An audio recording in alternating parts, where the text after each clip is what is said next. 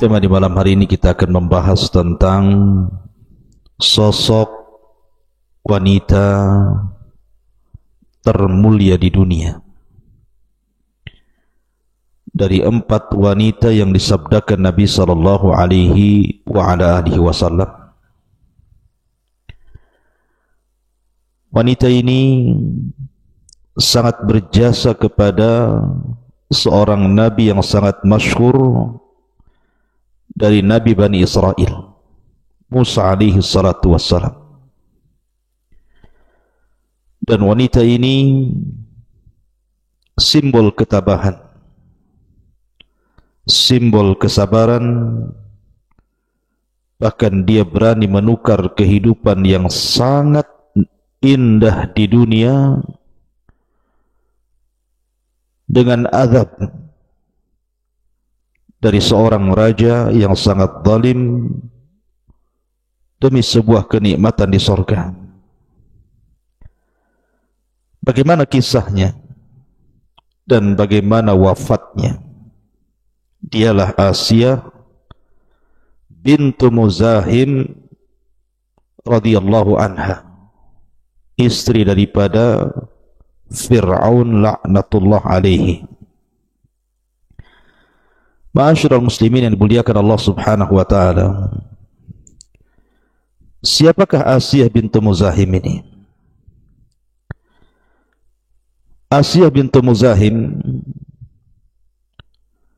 dia adalah Asiyah bintu Muzahim ibn Ubaid ibn Diyan ibnul Walid.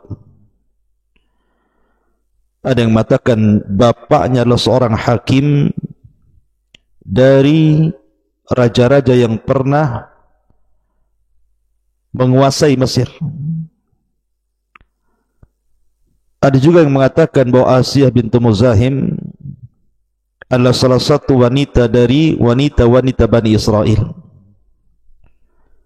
Bahkan Al-Imam As-Suhaili mengatakan bahwa Asiyah bintu Muzahim adalah bibi daripada Musa alaihi salatu wassalam. Wallahu a'lam. Dahulu Asiyah bintu Muzahim adalah istri daripada Qabus ibnu Mus'ab ibn Muawiyah, salah satu dari Fir'aun Mesir. Tapi setelah Qabus ibn Mus'ab ibn Muawiyah meninggal dunia, kemudian digantikan oleh saudaranya Al-Walid ibn Mus'ab yang menjadi Fir'aun Mesir, dan dia lebih jahat dibandingkan saudaranya. Maka dia pun menikahi Asiyah bintu Muzahim, bekas istri daripada saudaranya.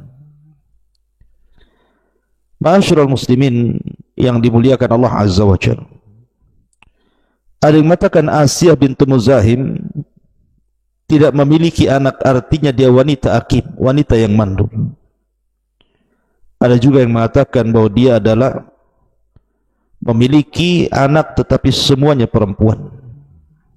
Begitulah kisah Israiliyat. Baik, kita mulai kisah ini dari permulaan Asiyah bintu Muzahim mendapatkan tabut. Ada 3 riwayat yang disebutkan yang masyhur dalam kisah-kisah. Riwayat yang pertama, ketika terjadi gelombang yang sangat besar di laut tepian Mesir, kemudian menghanyutkan tabut yang isinya adalah bayi Nabi Musa alaihi salatu wassalam, sampai kemudian tabut itu tersandar di salah satu pohon di tepian dari laut yang mendekati istana Fir'aun. Maka salah satu pembantu daripada Asiyah bintu Muzahim mendapatkan tabut itu, maksudnya kotak yang berisi Musa kecil, dan disangkanya bahwa dalam kotak itu ada harta yang banyak. Maka kemudian dibawalah kotak itu, kemudian diberikan kepada Asiyah bintu Muzahim zaujatu Fir'aun. Riwayat yang kedua, bahwa salah satu putri Fir'aun itu memiliki penyakit kulit baras dan sudah diobati ke sana kemari tetapi tidak kunjung sembuh. Kemudian salah satu peramal meramalkan bahwa tidak akan sembuh penyakitnya kecuali dioleskan dengan barang yang pertama kali dilepaskan di sungai Nil. Akhirnya kemudian ketika itu anaknya sedang jalan-jalan di tepian sungai itu, tiba-tiba mendapatkan kotak, dan kotak itu dibawa kepada ibundanya Asiyah bintu Muzahim. Kemudian riwayat yang ketiga, di suatu ketika Fir'aun ini sedang duduk-duduk bersama Asiyah bintu Muzahim menghadap sungai Nil. Tiba-tiba dari kejauhan hanyutlah kotak yang kemudian mendekati istana. Kemudian Fir'aun pun memerintahkan para tentaranya untuk mengambil kotak itu. Lalu bagaimana dengan cerita kotak ini? Maka ketika kemudian kotak itu sudah di hadapan Asiyah bintu Muzahim dan juga di hadapan Fir'aun laknatullah alaihi, dibukalah kotak itu. Rupanya isinya adalah bayi. Maka Fir'aun memperhatikan bayi itu dan dia melihat bahwa mukanya mirip dengan muka-muka Bani Israel dan tidak sama dengan muka-muka kaum Tibti kaumnya. Maka dia pun kemudian hendak menyembelih bayi itu.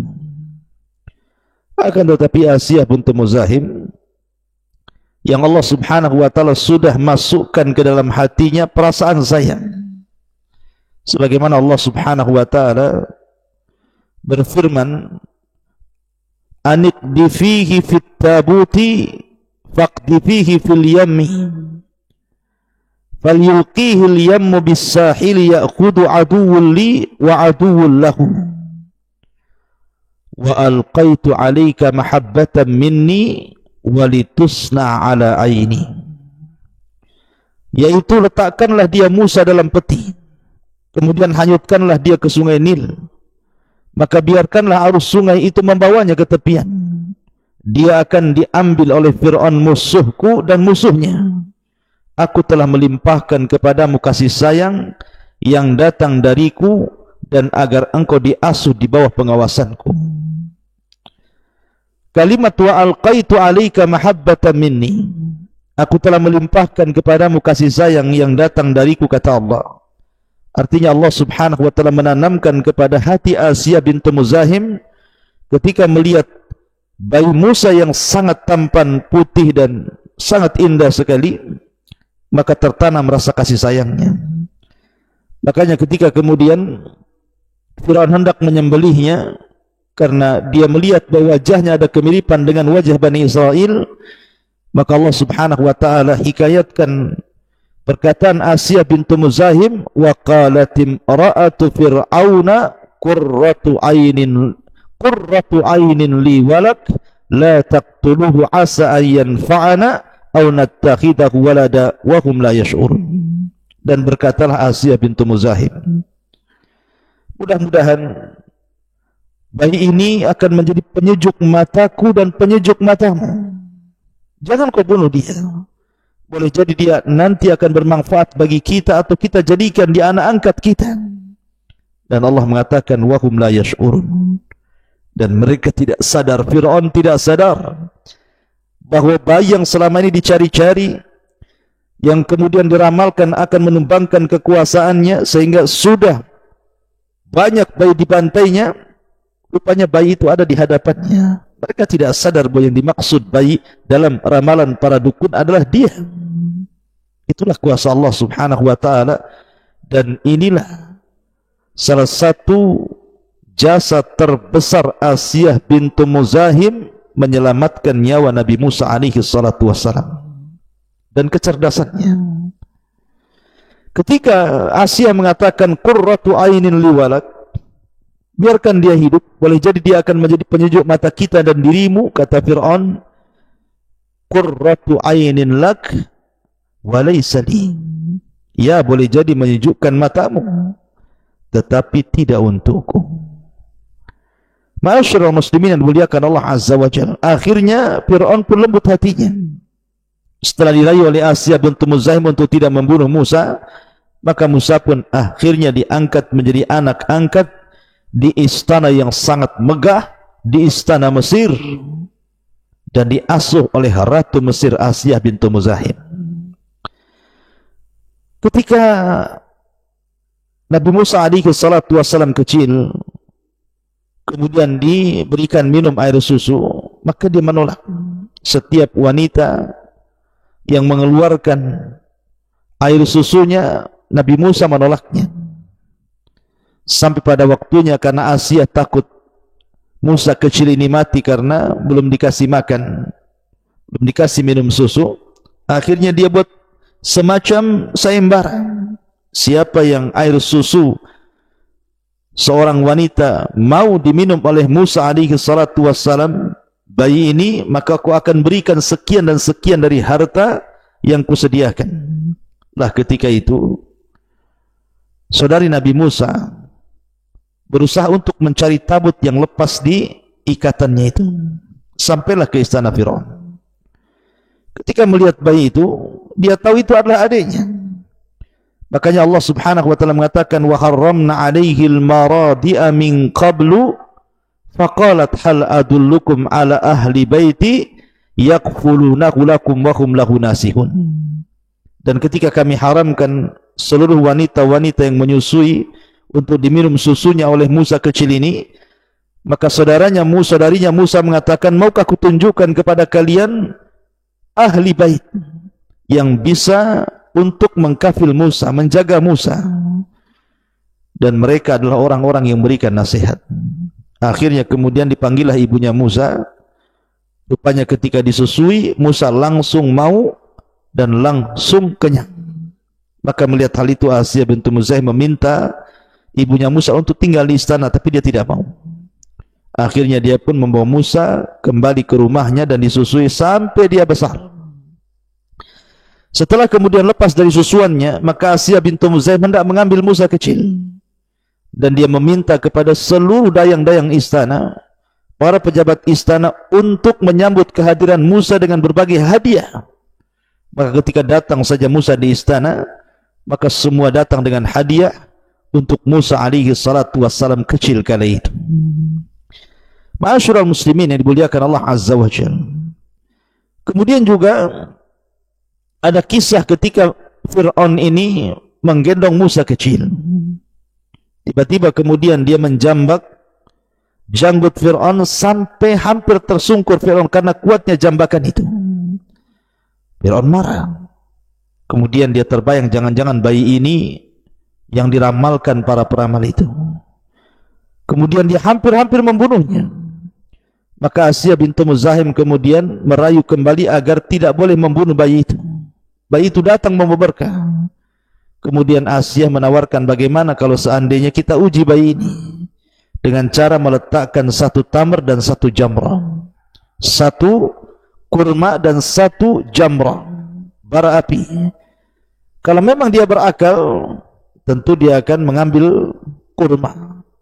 Dan kalau dia sampai mengambil kurma, tentu Fir'aun akan membunuhnya. Ketika kemudian diletakkan kurma dan jamrah tadi, maka ketika Musa hendak mengambil kurma, oleh malaikat Jibril kemudian tangannya dialihkan ke bara api, kemudian dimakannya bara api itu.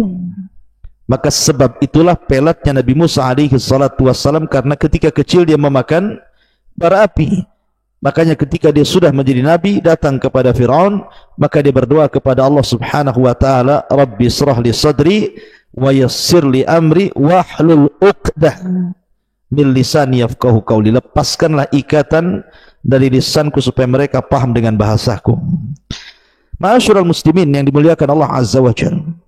Intinya bahwa ini kali kedua Asiyah bintu Muzahim berjasa kepada Musa. Dia menyelamatkan dua kali nyawa Nabi Musa kecil alaihi salatu wassalam. Maka Musa pun kemudian tumbuh menjadi orang dewasa. Sampai kemudian ada peristiwa pembunuhan. Dia pun lari dari Mesir ke Madian, kemudian mendapatkan jodohnya di Madian. Singkat cerita, dia diangkat menjadi Nabi dan Rasul, bahkan satu di antara 5 ulul azmi minar rusul. bahkan dia kalimur rahman, dan dia nabi yang paling masyhur dari nabi-nabi Bani Israel. Ma'asyiral muslimin yang dimuliakan Allah Azza wa Jalla, ketika Nabi Musa kemudian sudah menjadi nabi, kemudian dia menampakkan mukjizatnya di hadapan Fir'aun, mengajak Fir'aun kepada tauhid dan melarang dia untuk mengaku dirinya Tuhan atau menyembah berhala-berhala yang lainnya. Fir'aun marah, kemudian mengungkit jasa-jasanya.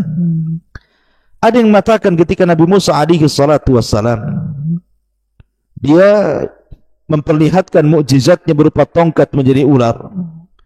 Disinilah Asia bintu Muzahim kemudian beriman kepada agama Musa, dan dia sembunyikan keimanannya.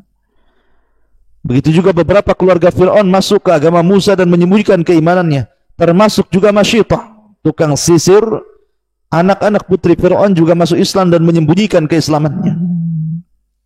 Karena kalau seandainya menampakkan keislamannya, maka mereka dapat risiko besar dari Fir'aun Mesir ini. Bagaimana tidak? Dia yang mengatakan bahwa ana rabbukumul a'la, saya Rabb kalian yang paling tinggi. A'ilahun ghairi, apakah ada Tuhan selainku?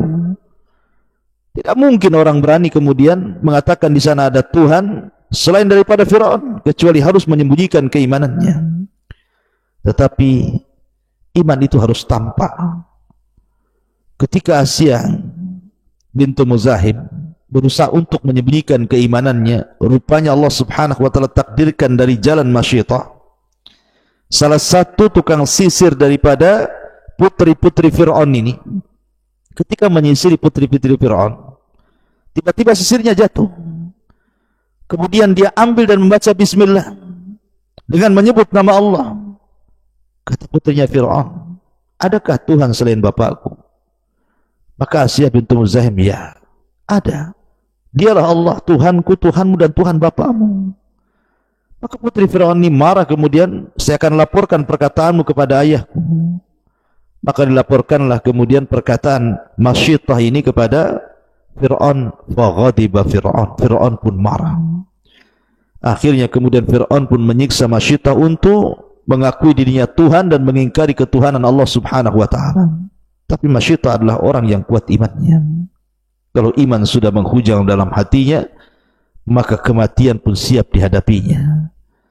Akhirnya Fir'aun pun sebagai pelajaran bagi orang yang murtad dari sesembahan kepada dirinya, dia menyediakan penggorengan yang sangat besar dan minyak yang sangat banyak. Kemudian Masyitah pun dimasukkan ke dalam penggorengan itu dan anak bayinya serta anak-anak yang lainnya, sehingga satu keluarga Masyitah mati syahid karena memperjuangkan agama Allah Subhanahu wa taala. Ketika mendengar Fir'aun menyiksa Masyitah inilah, maka Asia bintu Muzahim marah besar kepada Fir'aun ini. Bagaimana tidak? Bagaimana Fir'aun bisa membakar Masyitah, menggoreng Masyitah hidup-hidup, sementara Masyitah adalah saudari dia seiman, saudari dia karena Allah Subhanahu wa ta'ala. Makanya kemudian dia datang menemui Fir'aun, kemudian dia mengatakan, al-wailu lak ma ajra'aka ala Allah. Celaka engkau wahai Fir'aun, celaka engkau wahai suamiku, alangkah beraninya dirimu kepada Allah Subhanahu wa ta'ala. Tiba-tiba kemudian Fir'aun mendengar bahwa istrinya menyebut nama Allah, persis seperti yang dikatakan Masyitah. Maka Fir'aun pun marah, kemudian meminta kepada Masyitah untuk, dan kepada Asia bintu Muzahim untuk menarik kata-katanya. Tetapi dia tidak mau, dan dia mengatakan, amma an akfura billah fala wallah, adapun kalau aku harus kufur kepada Allah, saya tidak akan mau. Maka kemudian Fir'aun pun semakin marah, kemudian mengumpulkan orang-orang Mesir, meminta pendapat mereka tentang Asia bintu Muzahim. Maka kumpullah para pejabat Mesir. Kemudian di ruangan sidang, kata Fir'aun, bagaimana pendapat kalian ma ta'lamuna min Asia bintu Muzahim? Apa yang kalian tahu tentang Asia bintu Muzahim? Maka orang-orang Mesir pun, para pejabatnya, memuji Asia bintu Muzahim. Tiba-tiba Fir'aun mengatakan, innaha ta'budu rabban ghairi. Tapi ingat, kalian boleh memuji dia, tapi dia sudah menyembah Tuhan selain diriku. Maka orang-orang mengatakan, idan uqtulha, kalau gitu bunuh dia. Maka ketika sepakat dalam ruangan itu bahwa mereka meminta agar Masitah dibunuh karena tidak mengakui ketuhanan Fir'aun, maka Masitah pun kemudian diikat, kemudian dibawa ke padang pasir, kemudian diikat di batu dengan terik matahari yang luar biasa, kemudian ditinggalkan. Fir'aun ini berprasangka bahwa pasti Asiyah ini akan kembali menyembah dirinya, tapi dia salah. Keimanan Asiyah begitu menghujam dalam hatinya, begitu kuat, bak gunung yang sangat kokoh sekali. Dia tidak bergeming sama sekali. Bahkan dalam riwayat, Musa alaihi salatu wassalam kemudian datang kepada Asiyah bintu Muzahim. Dipegangnya kemudian tangannya, kemudian dibisikkan bahwa Allah subhanahu wa ta'ala tidak mungkin menimpakan rasa sakit kepadamu. Maka Masitah Asiyah bintu Muzahim pun selama disiksa oleh Fir'aun, dia tidak merasakan sakit. Dia hanya tersenyum, dia hanya tertawa. Maka Fir'aun pun semakin gila ketika melihat istrinya. Bahkan dia mengatakan, lihat, kata Fir'aun, aku sudah mengadab dia, aku sudah menyiksa dia, tapi dia malah tertawa. Ma'asyiral muslimin yang dimuliakan Allah subhanahu wa ta'ala, sampai pada waktunya akhirnya Fir'aun pun terus memaksa Asiyah bintu Muzahim untuk murtad kembali, tetapi dia tidak mau. Berakhir dengan keputusan bahwa Fir'aun pun harus membunuh Asiyah bintu Muzahim. Ketika Asiyah bintu Muzahim hendak dibunuh oleh Fir'aun, maka Asiyah pun kemudian berdoa kepada Allah subhanahu wa ta'ala untuk dibangunkan baginya satu istana di surga.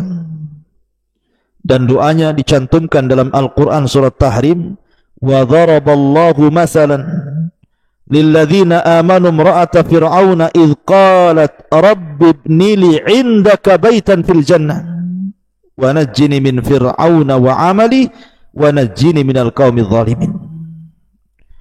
Dan Allah sudah membuat permisalan terhadap orang-orang yang beriman dengan seorang istri Fir'aun, Asiyah bintu Muzahim, ketika dia berdoa kepada Allah saat menjelang kematiannya, Rabbi ibni indaka baitan fil jannah, ya Rabb, bangunkan untukku di sisimu sebuah istana di surga. Selamatkan aku dari Fir'aun dan amalannya, dan selamatkan aku dari kaum yang zalim. Ma'asyiral muslimin yang dimuliakan Allah azza wa jalla, maka Asiyah pun berdoa kepada Allah azza wa jalla. Ketika itu Musa memerintahkan Asiyah untuk melihat ke langit. Maka ketika dia melihat dan memandang ke langit, sebagaimana riwayat Abdullah ibn Abbas radhiyallahu anhuma, maka Asiyah pun kemudian melihat istana yang langsung dibuatkan oleh Allah azza wa jalla. Dia bisa melihat istana yang kelak akan ditempatinya di surga. Dari situlah kemudian dia pun tersenyum dan tertawa. Ketika Fir'aun melihat detik-detik wafatnya Asiyah tersenyum dan tertawa, Fir'aun mengatakan, ungduru ilal junun alladhi biha tadhaku wa hiya fil azab. Lihat wanita itu, gilanya semakin jadi. Dia tertawa sementara dia sedang diazab.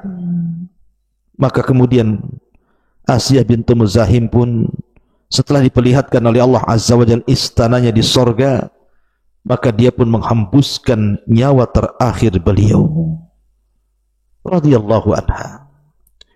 Ma'asyiral muslimin yang dimuliakan Allah subhanahu wa ta'ala, dari sinilah kenapa Asiyah dikatakan oleh Nabi SAW afdalu nisa'i ahlil jannah, seutama-utama wanita dari penduduk surga.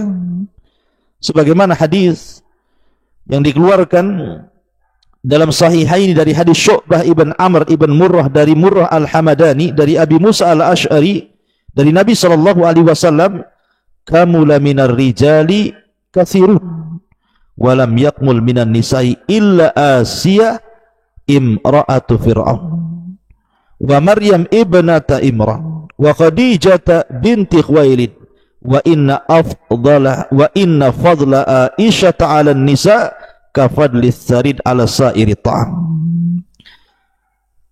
Laki-laki yang sempurna di dunia ini banyak, tapi tidak banyak wanita yang sempurna kecuali Asiyah bintu Muzahim istri Fir'aun, Maryam bintu Imran, Khadijah bintu Khuwailid.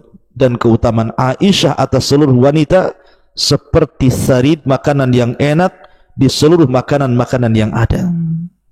Lihat bagaimana Rasul mengurut Asiyah bintu Muzahim pada urutan pertama.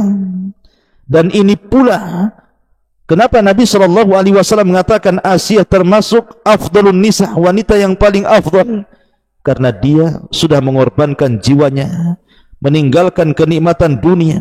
Padahal dia orang nomor 2 di istana Mesir, di istana Fir'aun, dengan ribuan dayang di sekitarnya, dengan ribuan kenikmatan mulai dari tempat tinggal, tempat tidur, makanan dan segalanya, tapi dia korbankan karena beriman kepada Rabbnya Musa alaihi salatu wassalam demi mendapatkan surga Jannatun Na'im, tempat yang paling nikmat kelak di akhirat. Ma'asyiral muslimin yang dimuliakan Allah Azza wa Jalla, dari sinilah Asiyah bintu Muzahim menjadi percontohan wanita-wanita orang yang beriman, wanita-wanita yang mengharap surga Allah Azza wa Jalla. Ingatlah bahwa di sana ada kehidupan setelah kematian yang jauh lebih indah, yang jauh lebih nikmat dibandingkan kehidupan sekarang. Maka jangan tertipu dengan kehidupan dunia, karena kehidupan dunia hanyalah kehidupan main-main, kehidupan yang kebanyakan tidak ada faedahnya, kecuali orang-orang yang senantiasa mendekatkan diri kepada Allah Subhanahu wa ta'ala. Wallahu ta'ala alam. Intinya bahwa kisah di dalam Islam, baik Al-Quran dan Sunnah, tidak banyak diceritakan tentang kisah Asiyah bintu Muzahim ini. Hanya menyebutkan tentang permintaan Asiyah di dalam Al-Quran agar dibangunkan satu istana di sorga karena pengorbanannya. Yang kedua, tentang pujian Nabi SAW dari 4 wanita terbaik dunia adalah Asiyah bintu Muzahim. Adapun kisah-kisah yang saya kisahkan tadi, kebanyakan kisah-kisah ini adalah kisah Israiliyat yang tidak kita bisa benarkan secara mutlak dan juga tidak bisa kita dustakan secara mutlak. Di Mesir ada seorang raja yang tidak kalah zalimnya juga dan sama kurang lebih dengan Namrud, namanya Fir'aun. Bahkan Fir'aun lebih dikenal dibandingkan Namrud. Patungnya di mana-mana. Bahkan ada hotel, ada patung Fir'aunnya juga di sini. Ma'asyiral muslimin yang dimuliakan Allah Azza wa Jalla. Ya. Fir'aun ini ngaku Tuhan juga, bahkan lebih dibandingkan Namrud. Bagaimana kebengisannya dalam Al-Quran? Dia mengatakan, Ana Rabbukumul A'la, ma'alimtu min ilahin ghairi. Aku Tuhanmu yang paling tinggi dan aku tidak tahu ada Tuhan selainku. Lihat. Ya, seperti itu Fir'aun mengaku dirinya Tuhan. Tapi kenapa kalau dia Tuhan, dia takut dengan mimpinya? Dia bermimpi suatu ketika dan terulang-ulang mimpinya bahwa datang api yang sangat besar, kemudian mengarah ke Mesir, membakar semua bangunan di Mesir kecuali Bani Israel, perkampungan Bani Israel dilewati api ini, nggak dibakar. Karena di zaman itu memang ghayatus sihri, puncaknya ilmu sihir. Ya. Banyak madrasah-madrasah sihir. Akhirnya kemudian Fir'aun pun mengumpulkan tukang ramalnya. Ini takwilnya apa nih? Kata tukang sihir, akan lahir anak bayi yang kelak akan menumbangkan kekuasaan. Akhirnya Fir'aun pun ketakutan. Takut dia. padahal Tuhan. Kenapa dia takut? Ya. Kalau dia Tuhan, jangan takut. Dia bunuh laki-laki Bani Israel, anak yang baru lahir dibunuh dia. Pokoknya seluruh prajurit, kalau ada wanita hamil, tunggu sampai kelahirannya. Jangan ada satupun yang lolos. Ditunggu itu. Terutama sudah kehamilan, sudah besar itu, ditunggu itu di rumahnya. Brojol saja anak laki-laki, langsung diambil, dibunuh. Fir'aun takut sama anak laki-laki dan berani sama anak perempuan. Anak perempuan dibiarkan hidup. Ya, karena Fir'aun suka dengan perempuan. Masyarul muslimin yang dimuliakan Allah Azza wa Jalla. Lihat Tuhan. Tuhan Fir'aun ini takut kepada bayi-bayi Bani Israel. Mana ada Tuhan takut? Ya. Masyarul muslimin dimuliakan Allah Azza wa Jalla. Ketika kemudian Fir'aun mendapatkan pasangan terbaik dunia, Asia bintu Muzahim. Dan ini juga pelajaran bagi antum, bagi ibu bapak, saudara dan saudari sekalian. Ada kaedah mencari tetangga sebelum membuat rumah. Ya. Al-jar qabla dar. Carilah tetangga sebelum membuat rumah. Karena Asia bintu Muzahim ketika disiksa Fir'aun, dia selalu mengatakan, Rabbi ibnili indaka baitan fil jannah. Ya Rabb, buatkan untukku istana di sisimu. Asia ingin bertetangga dengan Allah. Dia pilih tetangganya dulu Allah, baru dia meminta istana di sisinya. Namanya al-jar qabla dar. Cari tetangga sebelum rumah. Jadi kalau antum cari rumah, cari lingkungan, lihat lingkungannya dulu. Ah, mantap depan masjid. Ini orang-orangnya baik-baik. Orang-orang sini suka ngaji, sudah kenal ngaji, sudah pada hijrah. Ah, tinggal di situ. Tapi kebanyakan tidak. Karena orang itu terkadang bukan mencari tetangga, baru kemudian mencari rumah. Tapi mencari rumah dulu, mencari view-nya yang bagus. Ada kolam renangnya enggak? Jalannya besar enggak? Tamannya bagaimana? Pohon mangganya ada enggak? Itu dulu yang ditanya. Ya. Soal tetangga nomor berapa itu? Kalau bisa jangan ada tetangga, katanya. Di dinding tuh, kiri kanan depan belakang. Nah, gitu. Aneh orang sekarang, enggak mau hidup bertetangga.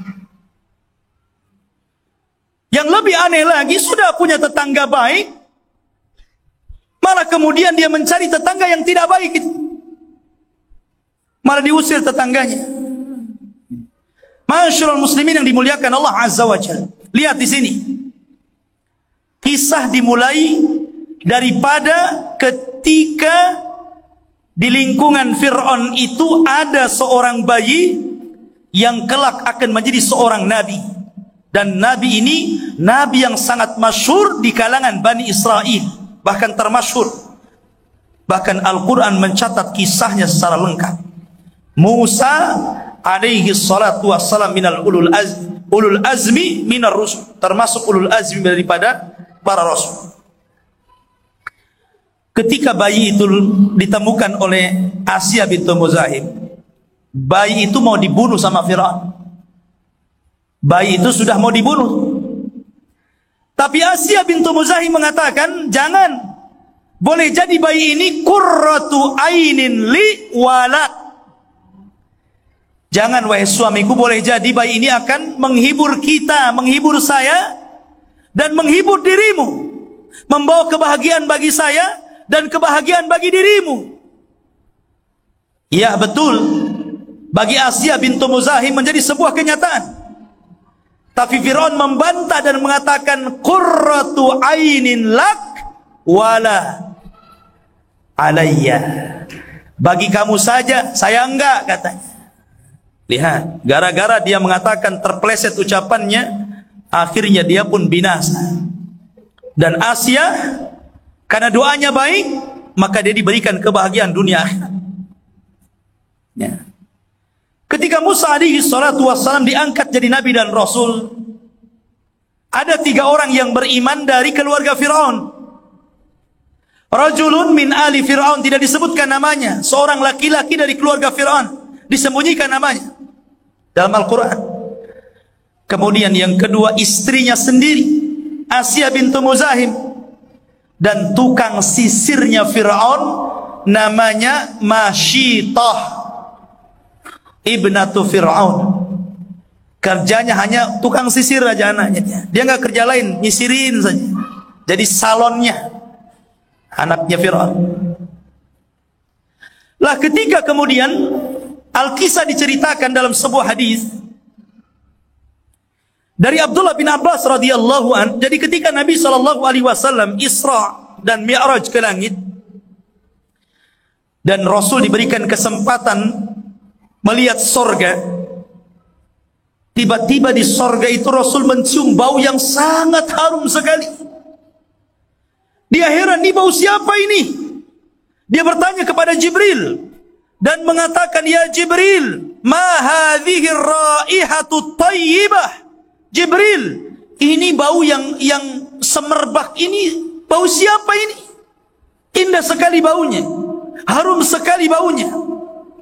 Kata Jibril, hadhihi raihatu masyitati ibnati Fir'auna wa auladiha. Ini bau harumnya Masyitah, tukang sisir istri dan anak-anaknya Fir'aun. Jadi tugasnya nyisir saja, nyisirin saja. Ya, mungkin sampai cari kutu gitu ya. Ma'asyiral muslimin yang dimuliakan Allah Azza wa Jalla. Lah Masyitah ini satu di antara 2 wanita yang beriman, yang lebih dulu ketahuan keimanannya. Ketika dia sedang nyisir siapa? Anaknya Fir'aun ini, Asia bintu Muzahib. Tiba-tiba jatuh sisirnya. Padahal dia sudah berusaha menyembunyikan keimanannya. Tapi namanya iman pasti akan tampak bekas-bekasnya.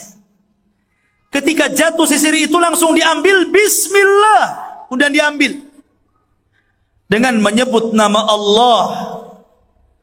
Tiba-tiba katanya anaknya Fir'aun ini kepada Masyitah, dia mengatakan, apakah Allah itu yang dimaksud adalah bapakku? Kata Masyitah, bukan. Dia adalah Rabbi wa Rabbuki wa Rabbu abiki. Dia adalah Tuhanku, Tuhanmu, dan Tuhan bapakmu. Kaget nih anaknya, namanya anak masih kecil. Masih kecil, polos. Dia mengatakan, ukhbiruhu bidzalik. Bagaimana kalau saya habarkan kepada ayahku bahwa ada namanya Allah, Tuhan saya, Tuhan Masyitah dan Tuhan bapak saya. Kata Masyitah, "Naam, silakan habarkan." Akhirnya dihabarkan bahwa ada Tuhan selain Fir'aun namanya Allah. Marah Fir'aun ini, dipanggil Masyitah. Kemudian kata Fir'aun kepada Masyitah, "Ya Masyitah, ailahun ghairi?" Hei Masyitah, apakah ada Tuhan selainku? Kata Masyitah, ya, ada Tuhan selainmu. Dialah Allah, Rabbu Musa wa Harun. Dialah Allah, Rabbnya Musa dan Harun. Rabb saya, Rabb kamu, dan Rabb seluruh makhluk. Oh, marah Fir'aun. Rupanya ada tandingan selain Fir'aun. Maka dari situ akhirnya Fir'aun pun marah. Ketika dia marah, akhirnya Masyitah pun kemudian ditangkap dan dimasukkan ke dalam penjara, dipisahkan dengan anak-anaknya. Masyitah ini janda, punya anak 5, kecil-kecil, dan anak yang paling kecil masih bayi, masih disusu.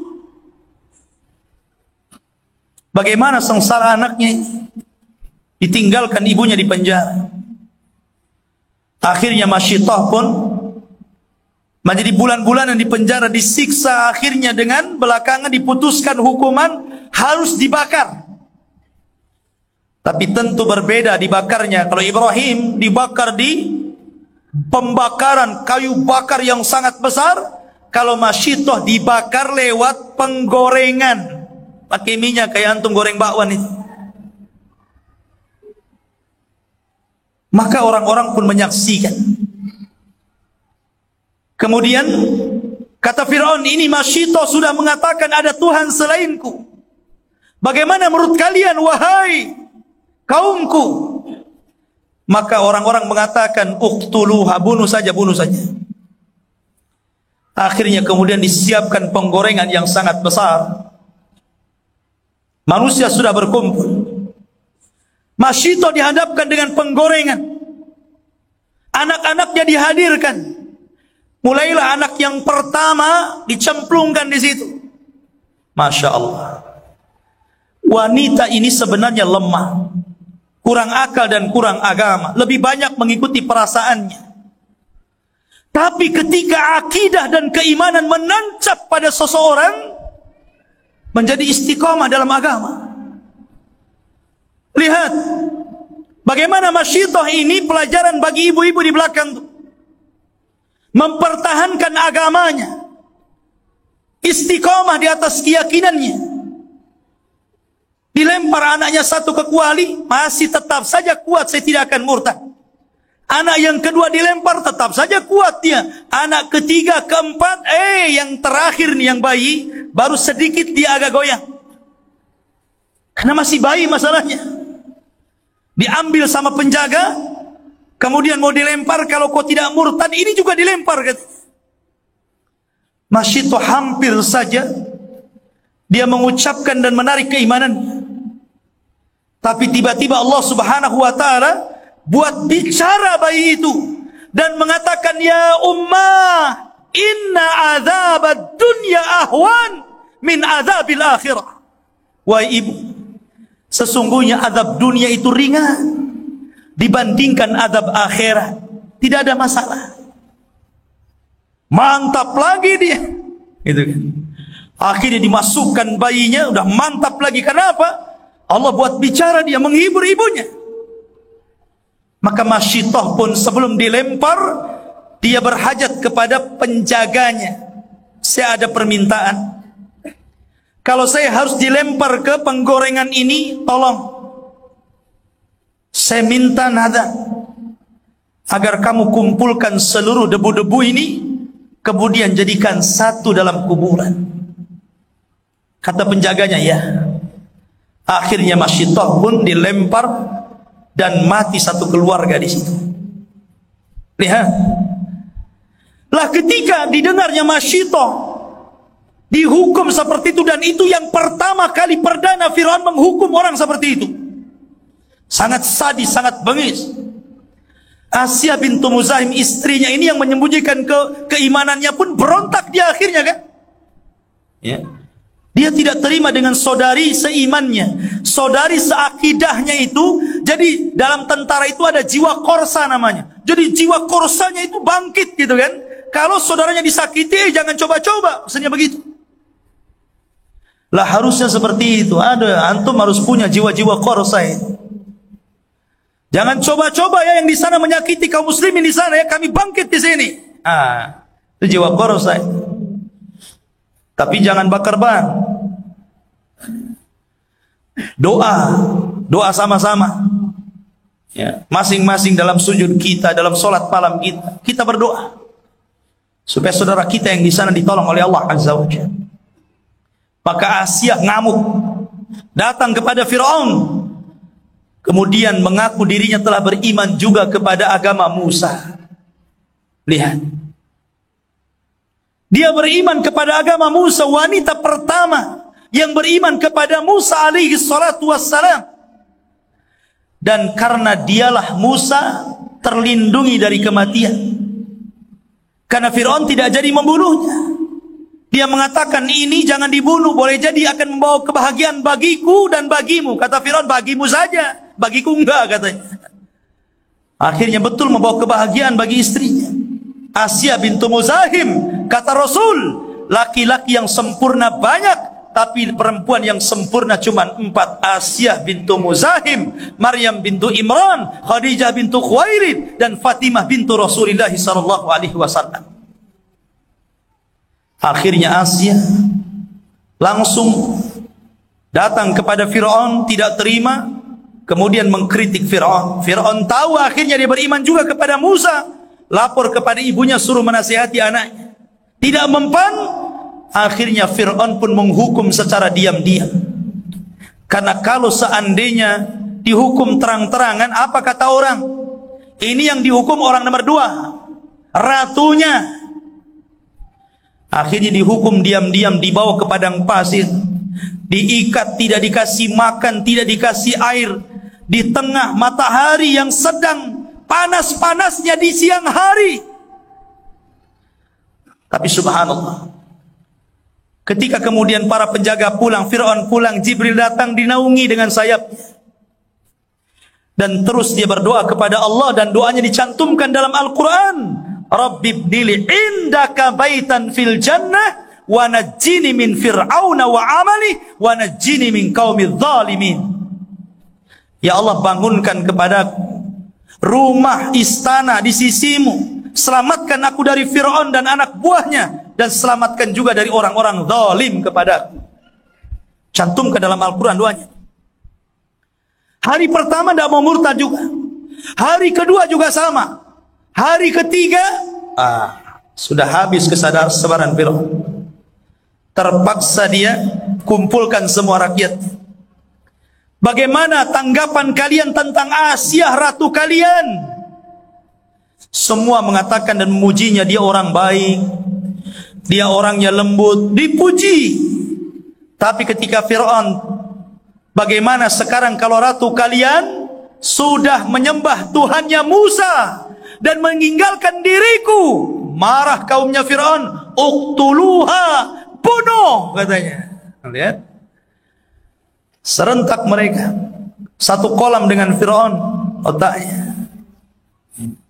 Masyarul muslimin yang dimuliakan Allah Azza wa Jalla, akhirnya Asiyah pun dibawa ke tempat yang tinggi. Lihat, ini pelajaran bagi ibu-ibu lagi, dan ini cerita ibu-ibu. Namanya Asiyah bintu Muzahim itu kurang apa, Bu? Dia istri presiden Mesir, dan gak ada pemilu di Mesir, dia terus, ya, nggak ada, dia terus dari awal sampai mati dia saja. Namanya ratu, orang nomor 2 Mesir, segala ada kan? Mau apa? Dayang-dayang ada, kasur empuk, buah-buahan banyak, mau makan enak pun bisa, tinggal minta. Semua ada, emas, perak, pakaian bagus, tas mewah, sepatu, rumah, apalagi.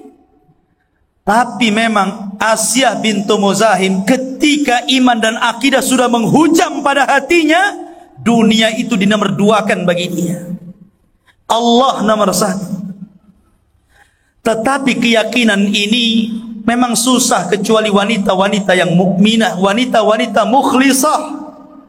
Karena di akhir zaman kata Rasul, yusbihu mu'min wa yumsi kafir, yumsi mu'min wa yusbih kafir, yabi'una dinahum bi'aradin minad dunya. Di akhir zaman ada orang yang paginya iman, malamnya kafir, malamnya beriman, paginya kafir, karena mereka menjual agama dengan harga yang sangat murah dengan dunia. Dulu menjual dunia dengan agama, sekarang menjual agama dengan dunia. Betapa banyak wanita murtad karena dapat suami yang kafir.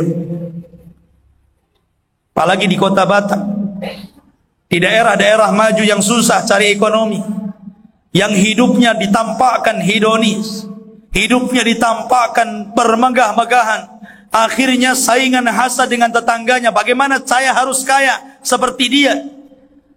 Yang ya paling cepat kaya bukan kerja, cari suami yang sudah kaya. Ya kan? Kalau ingin kaya cepat begitu. Ibu pengen cepat, cari suami yang kaya, cepat kaya. Nggak peduli agama.